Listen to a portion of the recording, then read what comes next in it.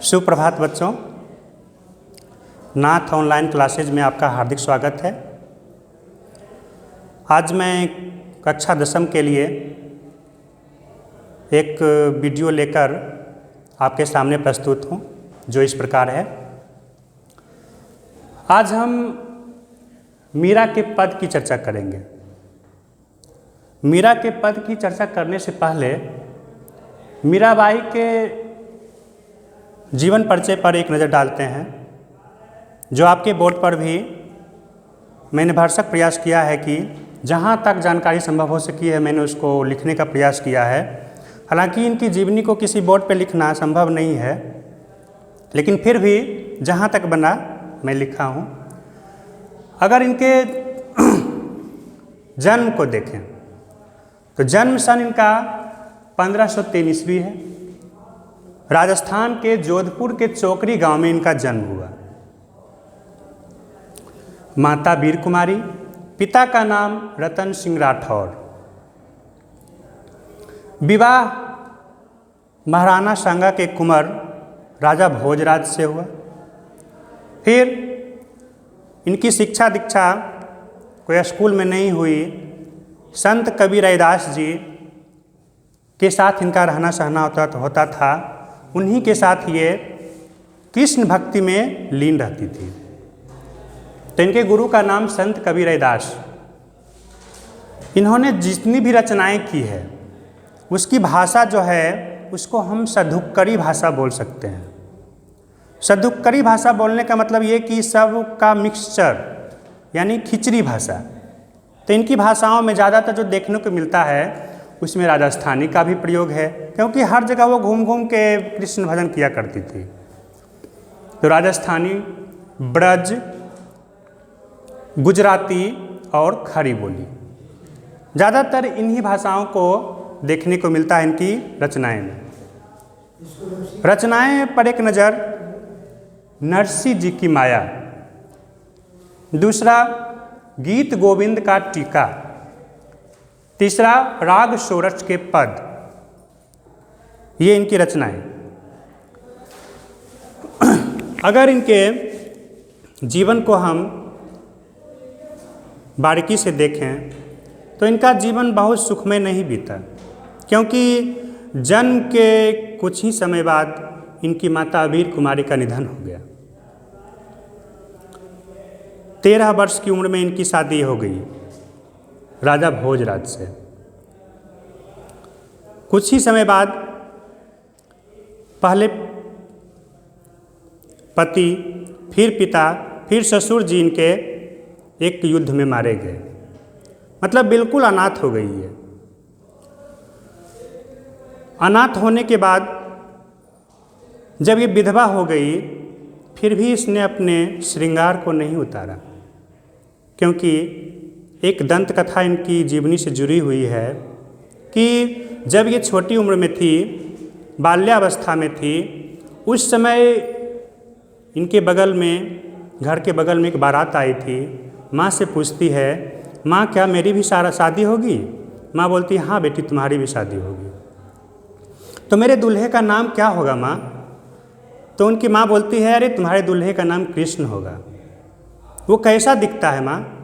माँ ने कृष्ण का तस्वीर लाकर इनको दिखा दी। उसी दिन से मीराबाई कृष्ण को ही अपने पति रूप में मानने लगी।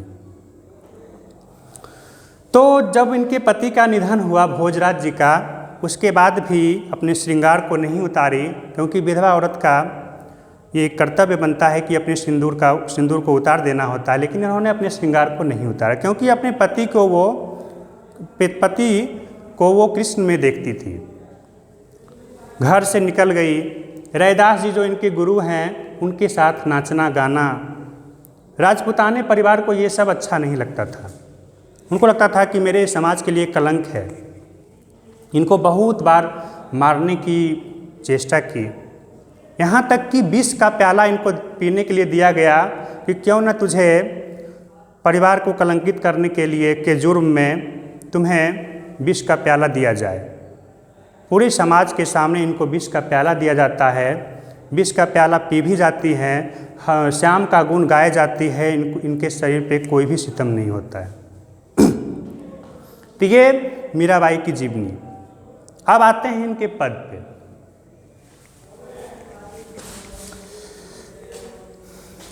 हरि आप हरो जनरी भीर। मैंने पहले ही बता दिया आपको कि इनका जीवन जो है बहुत दुख की छाँवों में बीता। पति का साथ बहुत कम समय के लिए रहा।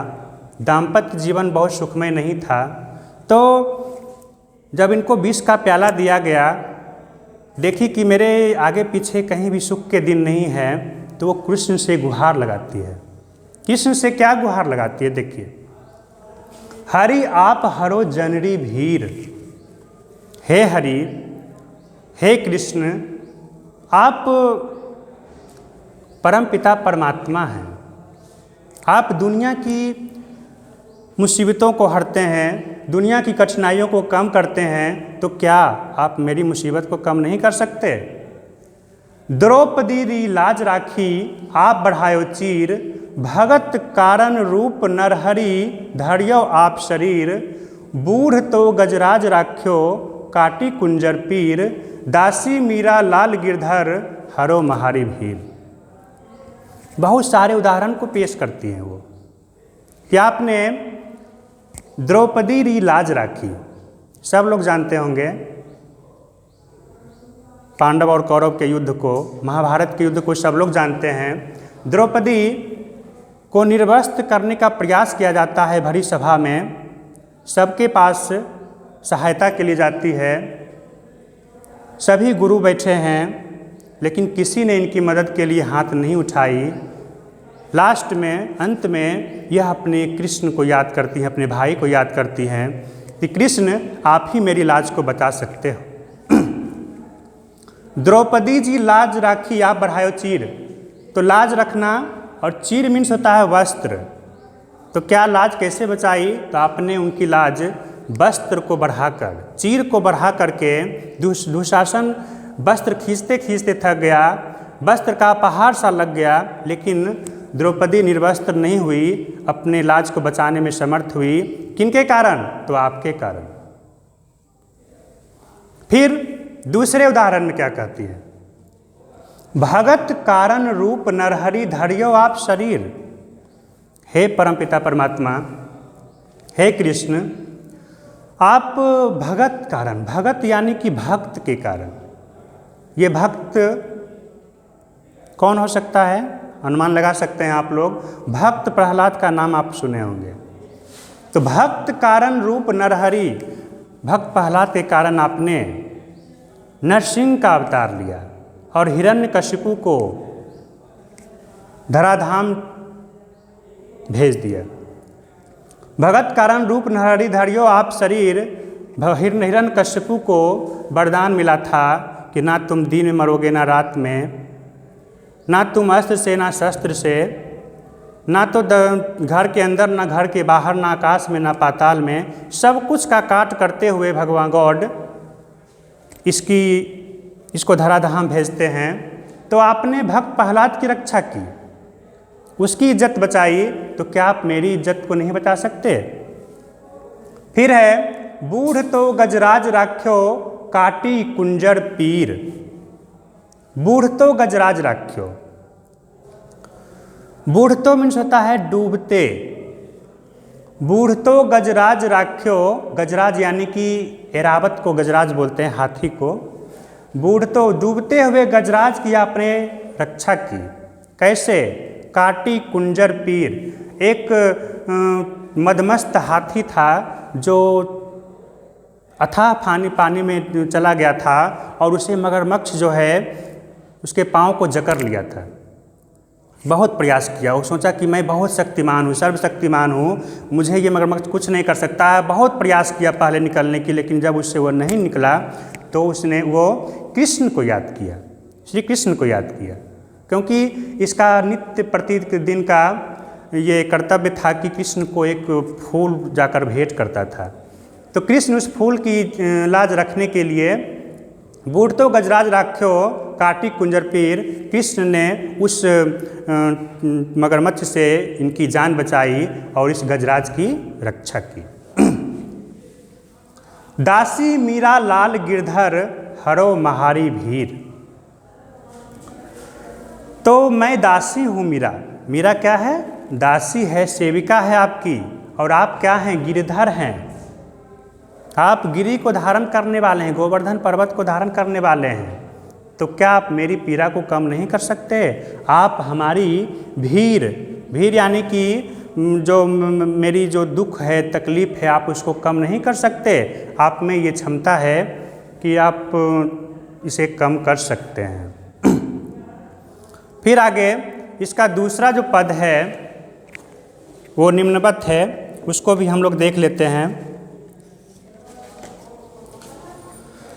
श्याम महाने चाकर राखो जी। एक पद कंप्लीट, दूसरा में प्रवेश करते हैं। श्याम महाने चाकर राखो जी। इस पद के माध्यम से मीराबाई कृष्ण के दर्शन करना चाहती हैं और उसके लिए बहुत प्रयास करती हैं कि कैसे मैं उनके दर्शन कर सकती हूँ, क्या क्या तरीके अपनाना चाहती हैं उसके लिए, उनके दर्शन के लिए। उसको देखिए इस पद के माध्यम से। श्याम महाने चाकर राखो जी। हे कृष्ण, महाने मीन्स होता है, राजस्थानी भाषा का प्रयोग है मुझे। महाने मीन्स मुझे। श्याम महाने चाकर राखो जी, गिरधारी लाला महाने चाकर राखो जी। गिरधारी लाला, गिरी को धारण करने वाले, हे प्रभु आप मुझे अपने चाकर रख लीजिए, नौकर रख लीजिए, सेविका के रूप में मुझे, नौकरानी के रूप में मुझे रख लीजिए। चाकर रहस्यूं बाग लगास्यूं, नित्य उठ दर्शन पास्यूं। अगर मैं आपकी नौकरानी बन जाऊंगी, सेविका बन जाऊंगी, तो क्या क्या करूंगी आपके लिए? तो चाकर रहस्यूं बाग लगास्यूं, आपके लिए मैं बगीचे लगाऊंगी। बगीचे लगाने का तात्पर्य यह कि मैं जब वो बगीचा लगाऊंगी तो आप उसमें सुबह भ्रमण के लिए आएंगे। सुबह भ्रमण के लिए आएंगे तो मैं आपके दर्शन पाऊंगी। वही बोल रही है कि चाकर रहस्यूं बाग लगास्यूं, नित्य उठ दर्शन पास्यूं। जैसे ही मेरा सुबह होगा, आपके दर्शन से मेरा पूरा दिन खिल उठेगा। बिंद्रावंदी कुंज गली में गोविंद लीला गास्यूं। वृंदावन में एक कुंज गली है, उसमें मैं आपके दर्शन के बाद इतनी खुश हो जाऊंगी कि आपकी लीला गान करने लगूंगी कि गोविंद जो हैं सबको तारने वाले हैं, वो मुझे भी उद्धार, मेरा भी उद्धार करेंगे। चाकरी में दर्शन पास्यों, सुमरन पास्यों खर्ची। चाकरी जब आपकी करूंगी मैं आपकी नौकरानी जब बनूंगी, तो नौकरानी कोई भी किसी की बनता है तो उसमें कुछ उसको मेहनताना मिलता है, कुछ मेहनताना मिलता है। तो मेहनताना में ये सुमिरन मांग रही है, स्मरण। मैं आपका स्मरण करते रहूं, यही मेरी मेहनताना है। मैं आपसे कुछ तोहफे की मांग नहीं कर रही हूँ, कुछ उपहार की मांग नहीं कर रही हूँ। मैं आपसे क्या मांग रही हूँ? तो सुमरन पास्यों खर्ची, खर्ची के रूप में मुझे आपका स्मरण रहे हर समय, यही मैं आपसे मांगती हूँ। भाव भगति जागीरी पास्यों। जागीरी पास्यों, जागीरी मीन्स होता है साम्राज्य। आपकी भक्ति की साम्राज्य मुझे प्रदान होगी, इससे बढ़कर और क्या बात हो सकती है? आपकी भक्ति जिसमें मिल गई, उसको और क्या कमी हो सकती है? तो ये तीनों बातें सरसी, तीनों बात जो होगी बहुत अच्छी होगी, बहुत ही सरस होगी, अच्छी बातें होंगी तीनों। भाव भगति जागीरी पास्यों, तीनों बातें सरसी। मोर मुगट पीताम्बर सोहे, गल बैजंती माला। अब मीराबाई श्री कृष्ण के सौंदर्य का वर्णन कर रही है कि आप कैसे दिखते हैं। बोल रही हैं कि मोर मुकुट पीताम्बर सोहे, गल बैजंती माला। आपके मुकुट जो हैं वो किसके बने हुए हैं? तो मोर मुकुट हैं वो। मोर मुगट पीताम्बर सोहे, पीले वस्त्र आप धारण किए हुए हैं। गल बैजंती माला, गले में आप बैजंती फूल की माला धारण किए हुए हैं। वृंदावन में धेनु चरावे मोहन मुरली वाला, वृंदावन की कुंज गली में आप क्या करते हो? तो गाय चराने की काम करते हो। वृंदावन में धेनु चरावे मोहन मुरली वाला, और जब वहाँ मुरली की तान सुनाते हो तो सभी गौएं आपकी मुरली की तान सुनकर आपके पास आ जाती है। फिर अगली प्रयास क्या है आपके दर्शन के लिए, वो मीराबाई कहना चाहती है, ऊंचा ऊंचा महल बनावम अब बिच बिच राखूं बाड़ी। हे कृष्ण, मैं आपके दर्शन पाने के लिए ऊंचे ऊंचे महल बनाऊंगी।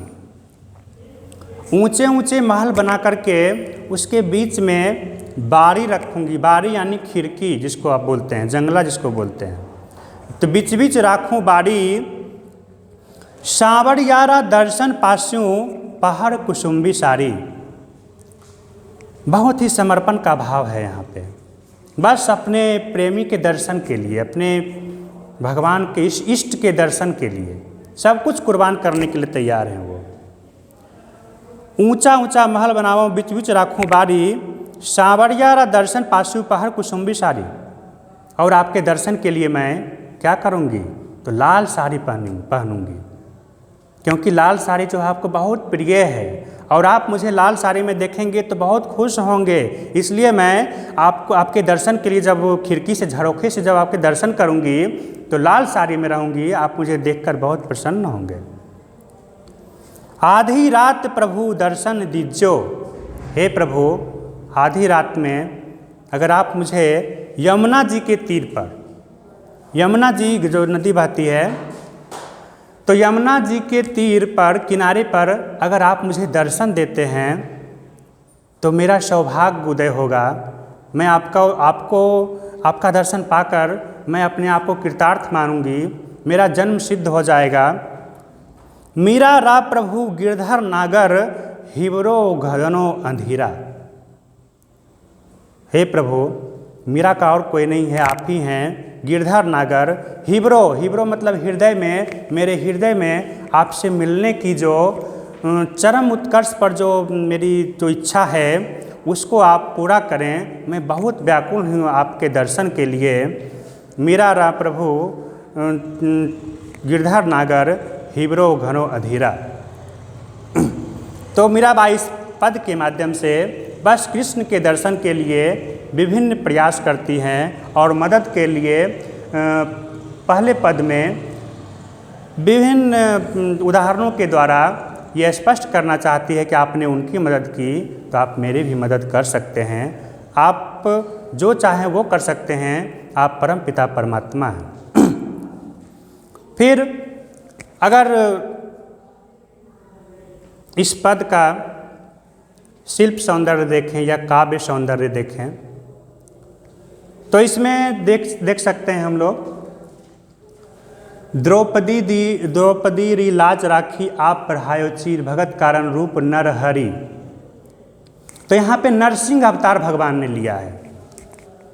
नरसिंह अवतार समास आप लोग पढ़े होंगे, तो नरसिंह अवतार, नरसिंह को अगर हम समास विग्रह करें तो नरसिंह का समास विग्रह होगा नर रूपी सिंह। तो यहाँ पे नर रूपी सिंह यानी विष्णु दे दें तो कौन सा समास? बहुब्रीहि समास। और यदि हम इसको अर्थात नहीं किसी विशेष मानव को नहीं इंगित करेंगे तो कर्मधारय समास हो जाएगा। तो इसका शिव सौंदर्य में यही देखा जाता है, राजस्थानी भाषा का प्रयोग है। फिर क्या बोलते हैं, इसमें किसी को अपने दुख को कम करने की जो उत्कंठा बताई गई है उसको फोकस किया गया है। फिर दर्शन पाने के लिए अपने आप को समर्पित करने का भाव है इसमें। बस आज के लिए इतना ही। जो भी गलती हुई उसके लिए क्षमा प्रार्थी हूँ। धन्यवाद।